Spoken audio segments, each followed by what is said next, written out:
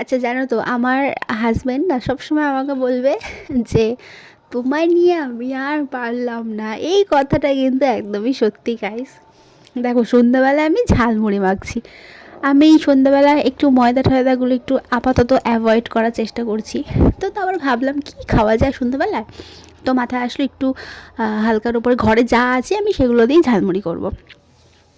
আর এই সাদা কালারের কন্টেনারটা দেখছো, এটার মধ্যে এত কিছু দেওয়ার পর আমার মাথাতেই নেই যে এটা আমি ঝাঁকাতে পারবো না, জাস্ট এই ঝালমুড়িটা আমি মাখাতে পারবো না, আমার মাথায় এটুকুও সেন্স নেই। তাও দেখো, আমি কোনোভাবেই এটা ঢাকনা দিয়ে আটকে আমি মানে নাড়াচাড়া করতে পারলাম না সব মিলিয়ে। সেই আবার থালাটার মধ্যে আমি ঢাললাম, সব তো চারিদিকে একদম ছিটিয়ে ফিটিয়ে পড়লো, জায়গাটাকে নোংরা করলাম। কিন্তু যাই বলো গাইজ, খেতে কিন্তু দারুণ হয়েছিল। আমি আবার ফের ওই কন্টেনারে ঢেলে চামচ দিয়ে সন্ধ্যাবেলায় খেয়েছি। তো কথাটা আমার মনে পড়লো, পর ঠিকই বলে আমাকে। তো যাই হোক, তোমরা কিন্তু এরকম বানিয়ে খেতে পারো, খুব সুন্দর টেস্ট হয়েছে সন্ধ্যাবেলায়। আর দারুণ হয়েছিল খেতে। তো কমেন্ট করে জানিও।